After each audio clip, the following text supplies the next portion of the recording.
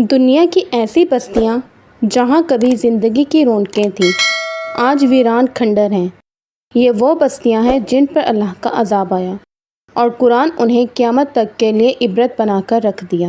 ذرا تصور کریں، وہ بستیاں جہاں کبھی چراغ جلتے تھے، جہاں خوشیاں، دولت اور طاقت کا شور تھا، آج وہاں ویران کھنڈر اور خاموش پتھر ہیں۔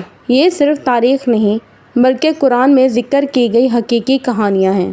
یہ وہ اقوام تھی جن پر اللہ کا عذاب آیا۔ کیوں آیا؟ کیونکہ انہوں نے اپنے نبیوں کو جھٹلایا، گناہوں پر ڈٹے رہے اور اللہ کی نشانیوں کا انکار کیا۔ آج ہم آپ کو 5 بڑی اقوام کی کہانی سنائیں گے: قوم عاد، قوم سمود، قوم لوط، قوم شعیب اور فرعون کی، تاکہ ہم سب عبرت حاصل کر سکیں۔ سب سے پہلے ہم بات کریں گے قوم عاد کی۔ حضرت ہود علیہ السلام کی قوم۔ یہ قوم یمن اور عمان کے درمیان احقاف نامی ریتلے علاقے میں رہتی تھی۔ ان کے بارے میں قرآن میں آیا ہے: کیا تم نے نہیں دیکھا کہ تمہارے رب نے قوم عاد کے ساتھ کیا کیا؟ وہ جن کے جسم لمبے اور مضبوط تھے، جیسے زمین پر اس سے پہلے کوئی پیدا نہیں کیا گیا۔ یہ لوگ بڑے بڑے ستونوں والے گھر بناتے، خود کو سب سے طاقتور سمجھتے۔ اللہ نے ان کے پاس حضرت ہود علیہ السلام کو بھیجا۔ آپ نے فرمایا: اے میری قوم، اللہ کی عبادت کرو، اس کے سوا کوئی معبود نہیں۔ لیکن وہ کہنے لگے: ہمارے پاس کھانے پینے کی ہر سہولت ہے، ہمیں کسی عذاب کا ڈر نہیں۔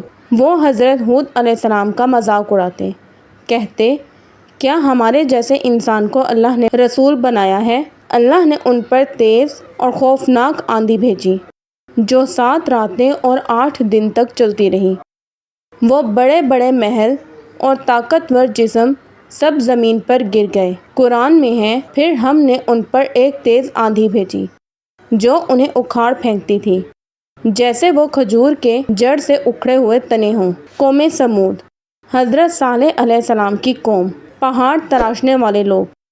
یہ لوگ موجودہ سعودی عرب کے علاقے مدائن صالح میں رہتے تھے۔ پہاڑ تراش کر محل بناتے اور سمجھتے کہ یہ ہمیں ہمیشہ بچائیں گے۔ اللہ نے حضرت صالح علیہ السلام کو بھیجا۔ آپ نے کہا: اے میری قوم، اللہ کی عبادت کرو، اس کے سوا کوئی معبود نہیں۔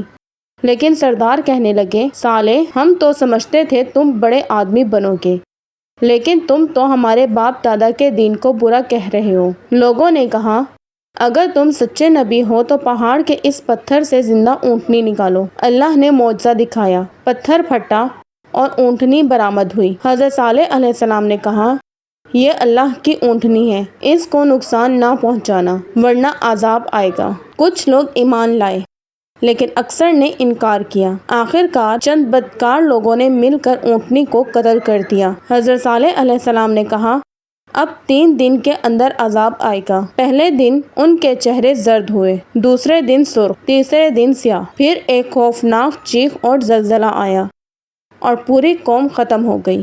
قوم لوط۔ حضرت لوط علیہ السلام کی قوم۔ یہ لوگ بدترین گناہ لواطت میں مبتلا تھے۔ وہ راستے روک کر بھی فساد کرتے تھے۔ حضرت لوط علیہ السلام نے کہا: کیا تم وہ بے حیائی کرتے ہو جو تم سے پہلے کسی نے نہیں کی؟ لیکن انہوں نے کہا: ہمیں تو یہ مزہ دیتا ہے، اور اگر تم باز نہ آئے تو تمہیں بستی سے نکال دیں گے۔ اللہ کے فرشتے خوبصورت جوانوں کی شکل میں حضرت لوط علیہ السلام کے پاس آئے۔ قوم کے لوگ دوڑ کر آئے اور دروازہ توڑنا چاہا۔ فرشتوں نے کہا: ہم اللہ کے بھیجے ہوئے ہیں، گھبراؤ نہیں، صبح ہوتے ہی عذاب آئے گا۔ اللہ نے ان کی بستی کو اوپر اٹھایا اور نیچے پٹک دیا، پھر آسمان سے پتھروں کی بارش کی۔ قرآن کہتا ہے: اور ہم نے ان پر پکی ہوئی مٹی کے پتھر برسائے جو تیرے رب کے ہاں نشان زدہ تھے۔ قوم شعیب۔ اہل مدین۔ یہ لوگ ناپ تول میں کمی کرتے، تجارت میں دھوکہ دیتے اور ظلم کرتے۔ حضرت شعیب علیہ السلام نے کہا: ناپ تول پورا کرو، لوگوں کا حق مت کھاؤ، زمین میں فساد نہ پھیلاؤ۔ لیکن انہوں نے جواب دیا: اے شعیب، تمہاری باتیں ہمیں سمجھ میں نہیں آتی اور تم ہماری بستی میں کمزور ہو۔ اللہ نے ان پر خوفناک زلزلہ اور چیخ بھیجی، وہ اپنے گھروں میں اوندھے کے اوندھے گر گئے۔ فرعون اور حضرت موسیٰ علیہ السلام۔ فرعون نے خدائی کا دعویٰ کیا، میں تمہارا سب سے بڑا رب ہوں۔ اس نے بنی اسرائیل پر ظلم کیا، ان کے بچے قتل کرتا، عورتوں کو زندہ رکھتا۔ حضرت موسیٰ علیہ السلام نے کہا، اللہ کی عبادت کرو اور بنی اسرائیل کو آزاد کرو، لیکن فرعون نے انکار کیا۔ اللہ نے طوفان، ٹڈی دل، مینڈک، جوئیں، خون سب بطور نشانی بھیجا۔ ہر بار فرعون وعدہ کرتا لیکن پھر مکر جاتا۔ آخر کار اللہ نے بنی اسرائیل کو سمندر پار کرایا۔ فرعون اپنی فوج کے ساتھ پیچھے گیا۔ جب سمندر کا پانی دوبارہ جڑ گیا تو فرعون ڈوب گیا۔ قرآن میں ہے، بس آج ہم تیرے جسم کو بچا لیں گے تاکہ تو ان کے لیے نشانی بن جائے جو تیرے بعد ہیں۔ یہ 5 اقوام عاد،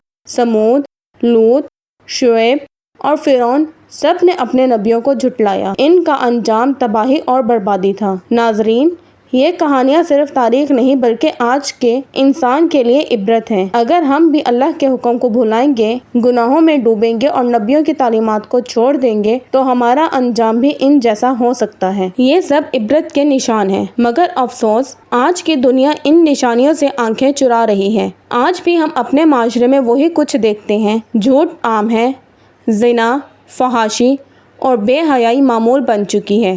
سود، دھوکہ اور ظلم ہر طرف ہے۔ مساجد خالی لیکن بازار بھرے پڑے ہیں۔ غریب بھوکا ہے اور امیر زکوٰۃ دینے سے کتراتا ہے۔ پھر ہم حیران ہوتے ہیں کہ کیوں سیلاب آتے ہیں، زلزلے آتے ہیں، بیماریاں پھیلتی ہیں، سکون چھن گیا ہے، رزق میں برکت نہیں۔ کیا یہ اللہ کی طرف سے وارننگ نہیں؟ اللہ تعالیٰ نے قرآن میں فرمایا، اگر اہل بستی ایمان لے آتے اور تقوی اختیار کرتے تو ہم ان پر آسمان و زمین سے برکتیں نازل کرتے۔ اب بھی وقت ہے کہ ہم توبہ کریں، نماز قائم کریں، حق دیں، فحاشی اور ظلم سے بچیں۔ اگر ہم نے قرآن اور سنت کی طرف رجوع نہ کیا تو ہو سکتا ہے وہی عذاب جو پچھلی قوموں پر آیا کسی اور شکل میں ہم پر بھی نازل ہو۔ عذاب صرف آسمان سے پتھروں کی صورت میں نہیں آتا، کبھی وہ پانی کی شکل میں ہوتا ہے، کبھی وبا کی صورت میں اور کبھی انسان کے دل سے سکون اور رحمت چھین لینے کی صورت میں۔ اللہ ہمیں بصیرت دے اور عبرت حاصل کرنے والا دل عطا فرمائے۔ دوستو،